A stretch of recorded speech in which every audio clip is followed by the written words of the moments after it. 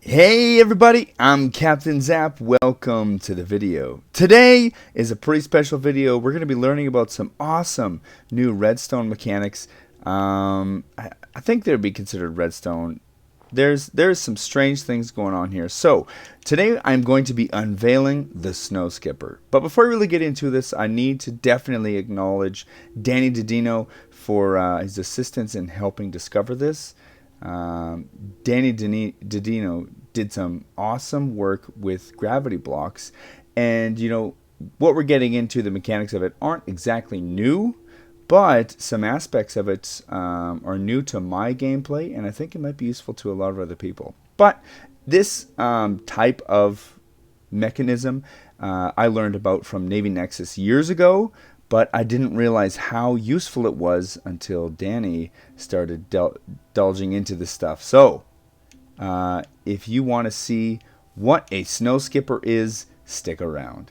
So, essentially what we're going to be doing is being able to utilize snow from snow golems in ways that is unexpected. So let's just figure out what's going on here. This block is moving, creating snow.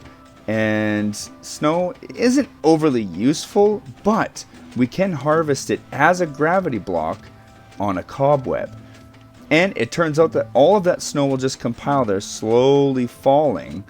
And once it hits the bottom, it will break and it's not really useful anymore. But before it gets there, we can push it. And if you push this snow, it will actually lay it all out on the ground in a straight line.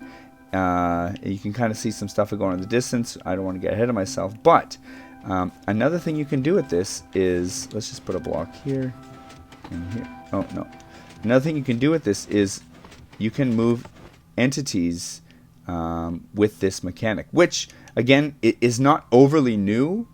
The thing that Danny really discovered was that you can move entities through block. In a sense, it's kind of like a teleportation. So let's say that this is somebody's wall that they've made, and they said you can't get in here, such as a prison. MSP. And so, I guess we should close this one in too, right? No getting in. That's someone's base, but we have a snow skipper which teleports us right through their walls. Now, we have made some other machines that really take this mechanic to the extreme, but this is the basics of it. And this is also going to be really useful for mob farms, because we're going to be able to teleport mobs through walls or, blocks underground, to say compile all the mobs from spawners into one area to kill them all in a trident killer. And to get them there, we just teleport them through the walls, because we also can automate this piston here that will give us consistent pushing, which this isn't going to give us very much pushing, because it's only giving us enough time here to generate one block, which isn't very much. So we're going to move on to some of these other machines we have here. This is a snow skipper that pushes a certain distance, which we're using to push us into this other one. So I'm just going to show you what this does. So this dropper takes an amount of blocks that gives us how many gravity blocks we want to push into this cobweb system here, which exactly determines how far we're going to travel, because this machine teleports us into that machine, because I don't want to, I'll show you in a sec here. 1 2 3 4 5. This is the amount that we need to teleport into that next machine. So as soon as I let go of that, it's going to start compiling the material, and we got to stand inside the cobweb on top of this one, and let's just watch. And when it's ready, it's going to stop building snow, and then it's going to give us a push, which is going to lay out all this snow, pushing us right into this next machine here. It actually didn't push us far enough. We're supposed to go right here. Anyway. So, and then this, and then you notice my texture pack on here. So this is the progression of this machine. Is now I can use this to push myself. And this one can push about up to 100 blocks, because soon the snow will start despawning, because gravity blocks despawn after 30 seconds. of floating, essentially. And not only that, the gravity blocks, the snow will also fall through the cobweb, and then it will be not a gravity block anymore. So this definitely has its limits, and you can see what I did here is I added 2 more golems to this one. Oh, and he's actually missing a block here. So these 3 golems are all going to be dropping snow on here. Let's just have a look at this one and see how this one works. Let's put these 3 in here. All 3 of these snowmen, except he's missing one, but that's okay, are dropping. It's invisible. That is a glitch. It's pushing so fast that it's invisible, but they're all dropping snow in here, and when this fires, you'll see how much farther we go. And this definitely, wow, there we go. So we were at minus 92, and now we're at 69. Whatever those measurements are, I don't know. It's a long ways. So, and I don't know how long it was. 15 seconds of pumping up snow. But so a couple of things I got to explain here. Invisible snow. Invisible snow is a thing. Here, let's do a little experiment. Let's go way up in the air. Let's get out of this. I don't really want to look at these. Okay, let's go way up in the air. And I'm going to show you one of the amazing features of this snow farm is that we're technically not generating gravity blocks in a normal sense, because these gravity blocks, they end up falling instantly. They instantly end up on their target. Let's just get this. Okay, this, but it has to be pushing rapidly to get us to that 1 tick. We need it to be pushing 1 tick to get us to the part where it is creating invisible snow. Okay, we're gonna put this here. We need 1 golem for this. I need a rail. I was trying to find other uses for this, such as in prisons, being able to detect, well, not necessarily detect, but being able to send a signal from the top of the world to the very bottom in an instant.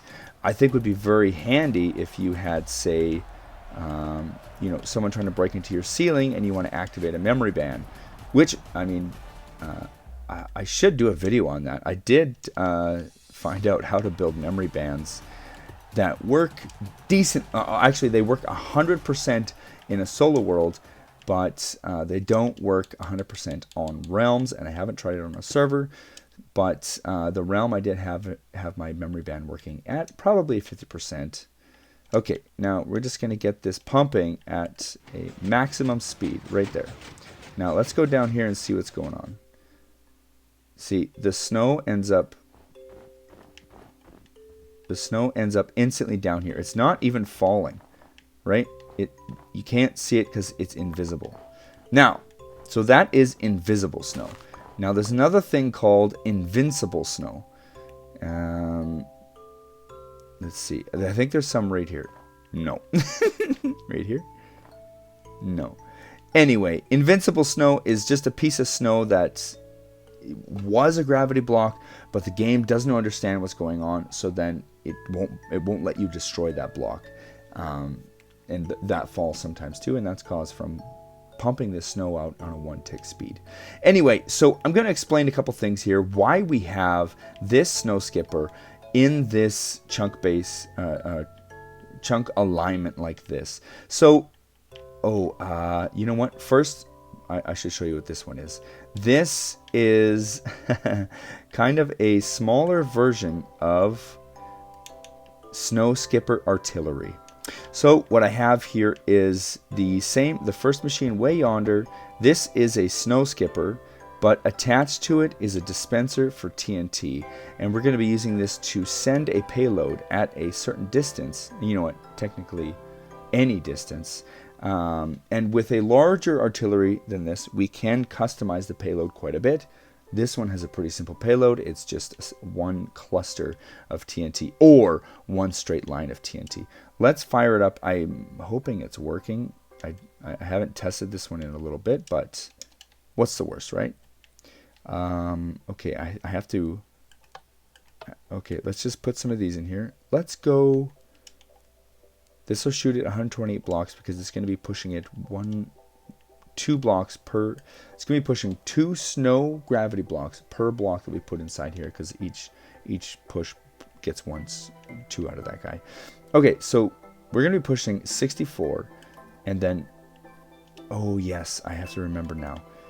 At that 64, we're going to dump all 64 of these, or we can do it so that we can start a line of TNT so that it does an explosion, which is going to be super handy for mining.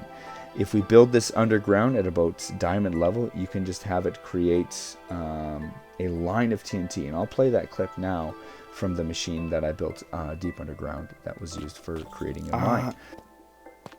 Yes, it's done. It's definitely done.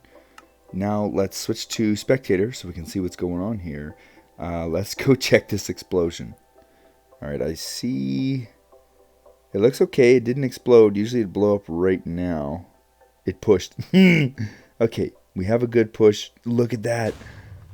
Oh man, that's a lot of TNT. Oh, that's insane. Deep Slate has a high blast resistance, so it's going to take a couple runs of this machine to really get a good tunnel, but it's definitely doing some damage. That is a lot of TNT. Evenly dispersed just for me. Cool. Super cool.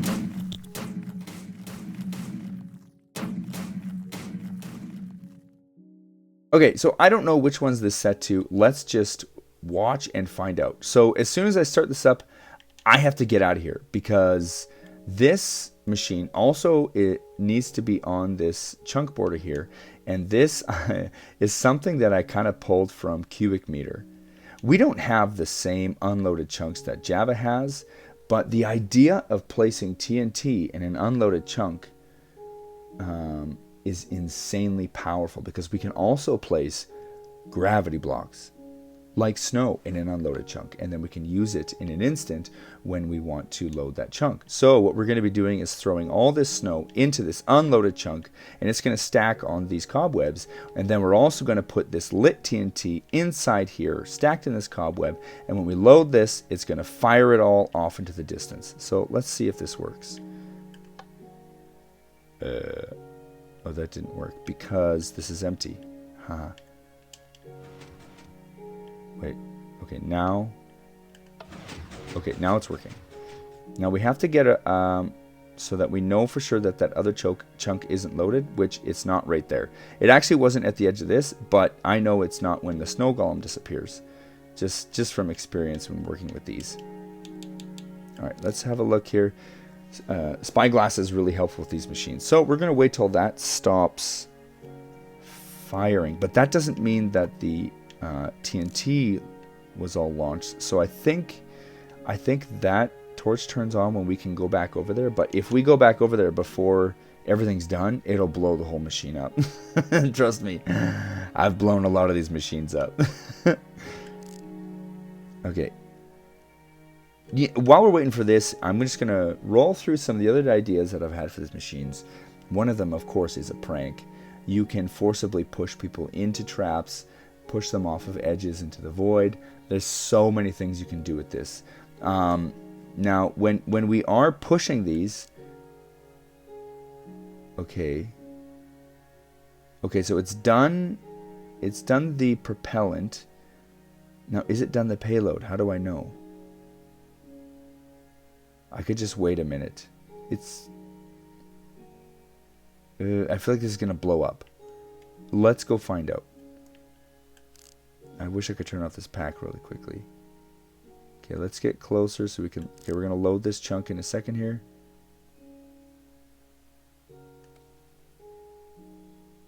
Okay, did it blow up? Oh, it fired. I saw the snow. Okay, now let's go out this way, and we should see our payload dropped. Yeah, right here. Oh, and it did it in a line. Nice. So this is what it looks like when you're doing strip mining with this TNT launcher. It will evenly disperse this TNT with a few layers of snow between it, giving you a nice long line of destruction. With the other artillery, I was able to also customize this payload to be just like a big, massive explosion. Usually you'd have to place this under the target. The TNT has a tendency to explode upwards. That one of the annoying things is these machines leave a trail of snow wherever they go. So building this deep underground is a good idea because then those will eventually despawn. And also, if you're trying to build an artillery to actually destroy someone's base, I suggest basing it out of a snow biome so that it's more difficult to track down your base. Otherwise, it's just a line of snow that gets teleported all over across the world, leading them straight to your base. These machines also work vertically if you wanted to turn them into a Elytra launcher, or for something silly. And I guess this is a good time to discuss some records, world records so far. I'm assuming someone with a more powerful machine can break my record, but I think Danny Dino has a push record of about 5,200 blocks, and I think my record is about 10,700.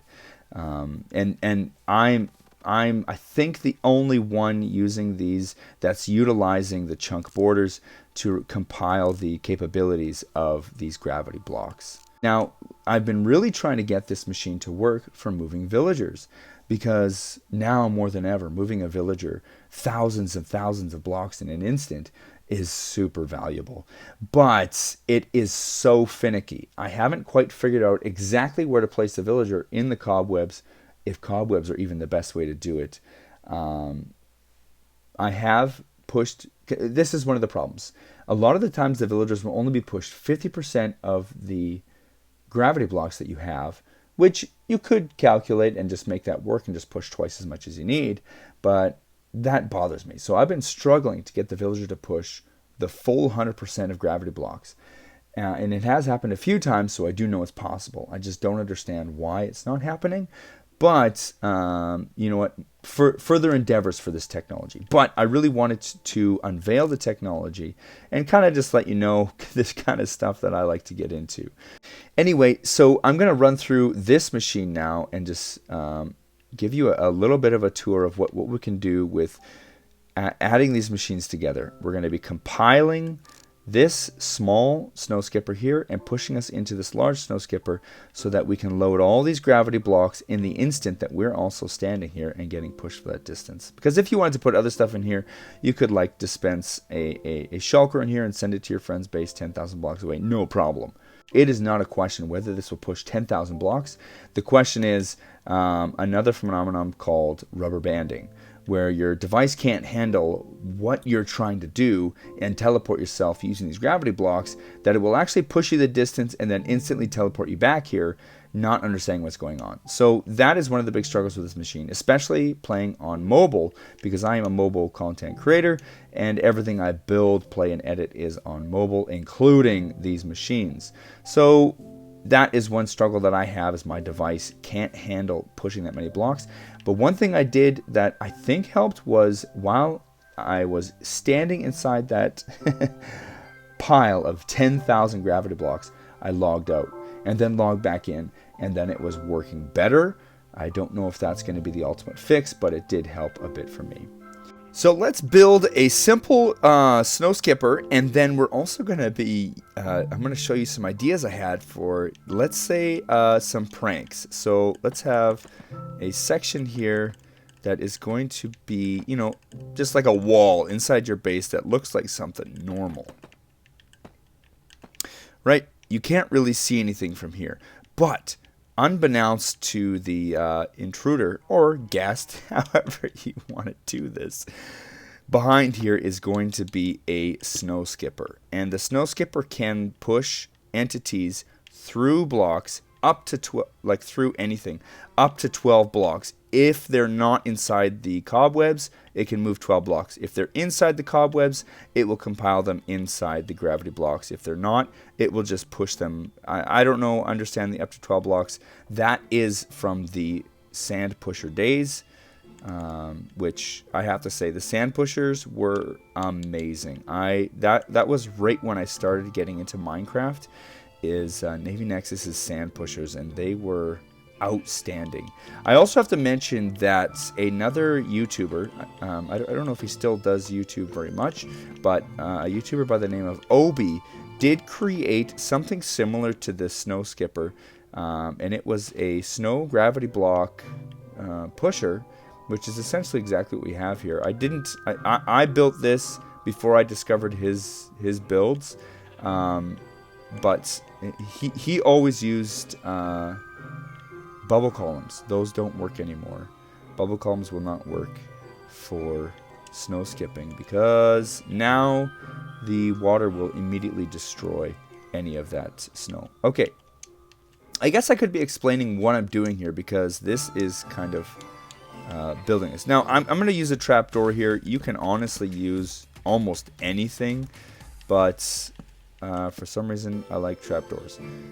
So we're just going to be putting sticky pistons here. With this block here is going to be pushing the snow into the cobweb, and this block here has to be short enough so that the snow golem can create snow right here on top of these blocks. And then we got to get the snow golem on there in a mine cart. Let's get the rails. I built them all pretty well exactly the same. Which one do I not need anymore? Pretty well exactly the same, you know, slightly different from... Anyway, slightly different from, you know, from the I almost did it again. From the beginning of this machine's conception, which this machine has been a thing in my gameplay for months. But we've definitely taken our time in unveiling this. I was hoping that Danny was able to put a video out before I did, because my discovery into this was due to his experimenting with gravity blocks, and we were trying to build technology that would, you know what? I don't want that on just yet. We were trying to build technology to help prisons, and Danny ended up destroying MSP. Oh no. Okay, anyway, sorry if that's loud, but we are ready to start this thing up. Put a golem here. If you don't know how to build a golem in survival, it's just 2 blocks of snow and a carved pumpkin. So there is snow in there. It is invisible because of how fast it's being created. I think. I actually don't know why it's invisible, but you can have this set to some sort of a trigger that when the player ends up here... Wow, look how far that pushed. That's pretty good. Let's do here. Let's create a trigger on the other side of this wall that maybe the other player won't know about. Let's do that. And then I think it's right here. So you're walking up, and that was not awesome. Did it work? Oh, no, it's got to be right here. Okay, you're walking up, and then... So I think that this is 12 blocks here or something. I don't know. But it did push us. But what this can do is even you're walking through a hallway beside your prison cell, or, you know, something that you want. And they won't even know what's coming, right? You're just walking through your hallway, and your target stands here, and then you just teleport them into a whole new area. And maybe they fall down. Maybe they're just teleported into a big block of lava. Anyway, I'm curious how far this will push. Let's see here. We build this up for a minute. You know it's at maximum capacity when the snow starts breaking. I could just wait for that. Let's see. What are we at here? We're at minus 26. There we go. Oh, this is actually maximum capacity of that machine. Pushed us to 103. So what is that? 130 blocks about. From just, like, look at how simple this machine is. This will push you or mobs or whatever 130 blocks maximum. And if you add more golems, you probably add another 130 blocks into that. And I think this is the fastest we can push this. So this is the most basic snow skipper that we can get. But you know what? Adding a timer into this, and then putting this next to, say you have mobs falling down here, you want to push them into a kill chamber, that's easy to do. So there's so many uses for this machine. I don't even have probably the creative genius. Probably a lot of this is going to be used for evil genius, but that's okay. I more or less would like to just submit this technology, which I'm not necessarily submitting technology. I'm kind of just reviving an idea of something that we used to have in this game, and even being able to push blocks this, or be able to push entities this far isn't.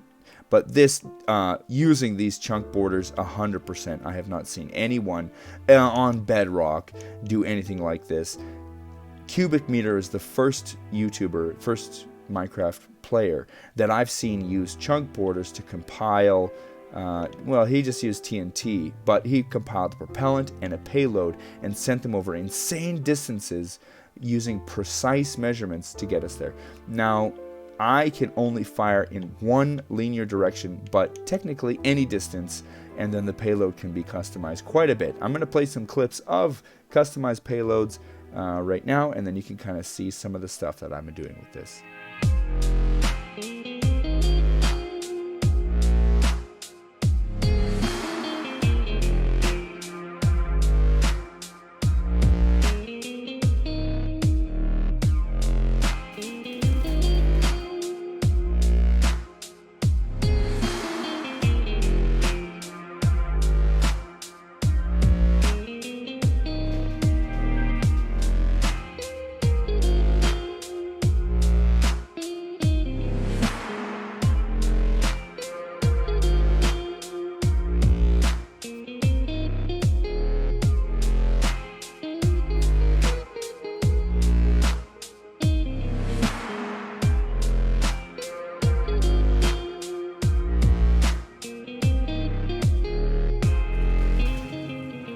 As far as what the snow skipper is, for me, it is going to be an awesome way to traverse across my worlds, especially deep underground. I always build my bases underground, so I'm going to find spawners and then use snow skippers to travel between them in a super fast, efficient way. These don't work in the nether, and they don't work in some biomes. This will work in the end.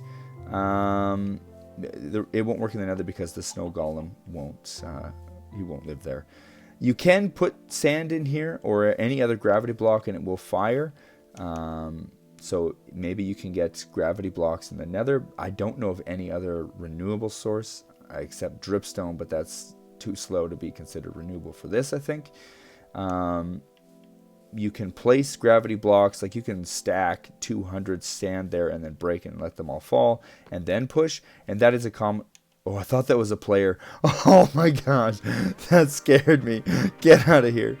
Anyway, and then that's how the other members have been able to push for so far. But unfortunately, this means that any player can break into any prison essentially instantly, or push TNT in there, breaking whatever you want inside the prison. Now, mind you, memory bands might be able to stop this. If you are able to layer them on top of each other, maybe there's a chance. But so far, I don't think there's been any real patch to snow skippers or any, sand skippers. Sand skipper is what Danny Dino named his machine. So I don't think there's any patch for a sand skipper to defeat a bedrock prison at this point. So RIP MSP. Anyway, that's about it for me, guys. I'm definitely going to be putting this in some of my next videos with any little machines. I'm going to show you guys some of the awesome builds I've done already.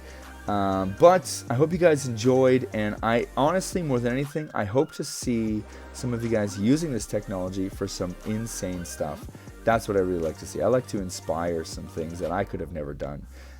But anyway, I hope you guys have a good day, and I'll see you next time. Bye!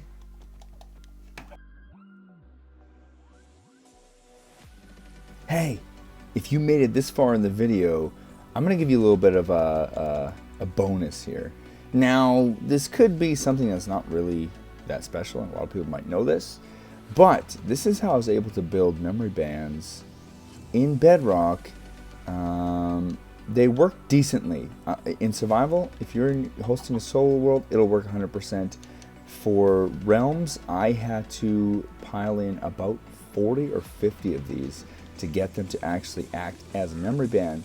but they did act as a memory band, which is pretty awesome. A memory band is a device that, when activated, will overload the CPU of whatever's hosting the world so much that it will crash the world, kick every player, and then reset the world to before that machine was turned on, essentially protecting the base from any damage. Because if you do damage to a base and then the memory band activates, even if you're still trying to damage the base, it's going to reset it to back before that machine was activated, which means the base was never damaged, which means often this is used on prisons.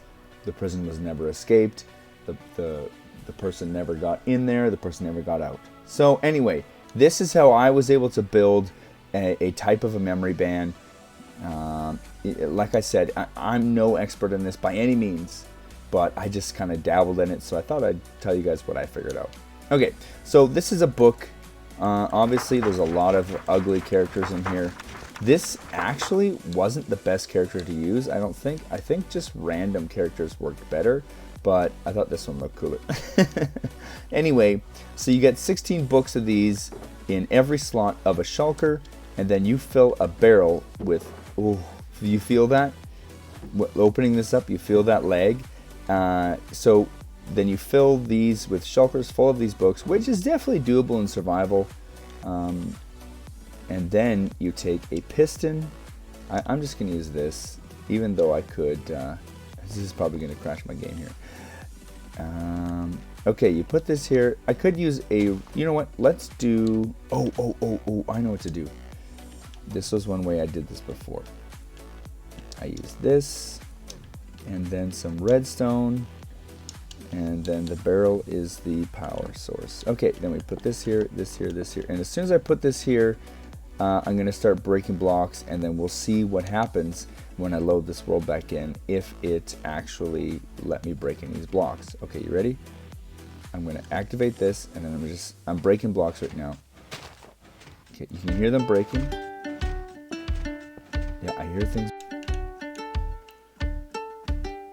Well, be careful when you're messing with bands, because this world is now toast. I will never be able to load back in. I've been letting this sit for about 15 minutes now. I can't interact with anything. I can't do anything. Anyway, I hope you don't destroy any of your good worlds. So don't build memory bands or area bands on worlds that you like. And again, literally it's just books filled with words, letters, in shulkers, in a barrel, and you push it really fast. If it's not crashing, just add more of them and make a way to turn it off, because this is how your world will end if you don't. Anyway, thanks guys for watching, and I hope you guys enjoy. Bye.